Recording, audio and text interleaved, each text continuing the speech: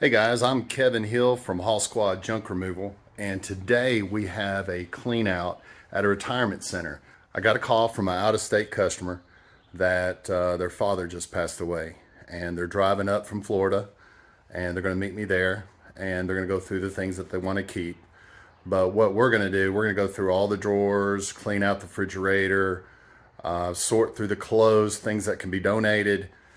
But we're headed out right now, and we'll see how everything goes.